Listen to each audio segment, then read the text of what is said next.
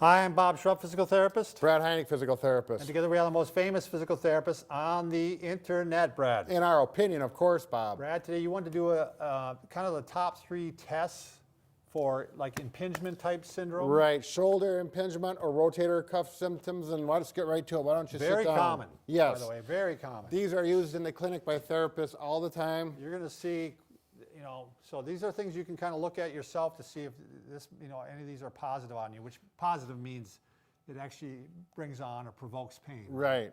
So this needs to be done by someone else. So if Bob's one with pain, I'm doing the test, and he's going to relax his arm. This shoulder is irritating him, and we want to just find out what structures or what things consistently irritate it. The first one we're going to do is the Neer test made by Dr. Neer.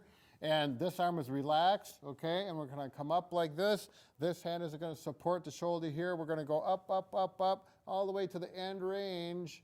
And then Bob is going to tell me if it hurts. Typically this one, if it hurts to this part of the range, we'll call that positive. But usually when you get up into here. Yeah, the end range. Does that hurt, Bob? No, it doesn't. No pain, so that would be negative.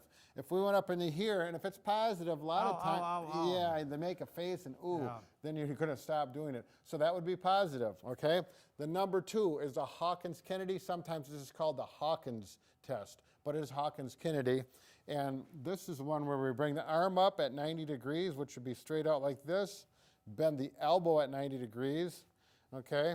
I'm going to support here and go down like this. Okay, and that's going to impinge usually the supraspinatus tendon. We're not going to get too concerned about that.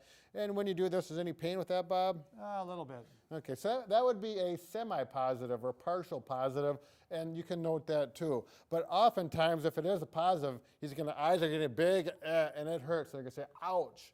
Okay, that's a strong positive, all right? And then the last one is the crossover test. Arm is straight, relaxed. I'm going to put this hand over on this shoulder, and I'm going to cross over. That's why it's called the crossover. It's not named after a doctor this time. And I'm going to go all the way in. Any problems with that? No. And again, if you go over, it's going to hurt. Oh, yeah. Or it could be a positive or a semi-positive one too. Now, what you do with this is write it down on a piece of paper if you're doing this at home.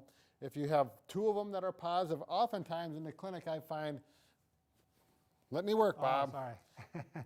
The Neer and the Hawkins-Kennedy oftentimes will be positive together. Not always, and I'm just saying what I find. Sure. And the crossover. Not as much. Right, not so much. But don't go by that. Go by what the person actually says.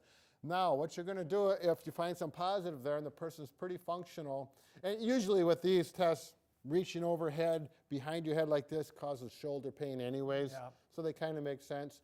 What I'd like you to do is you can go to one of our videos on. I'll put them down below, Brad. Right.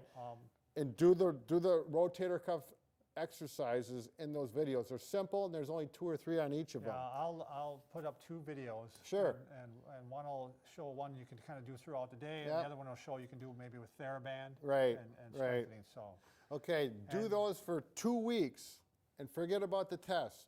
After 2 weeks, come back and do the same tests that you just did in the same order, and have the same person do them so they have a feel, and see if it changed. So if the Neer was positive and they do the exercises overall, boy, my shoulders are feeling better.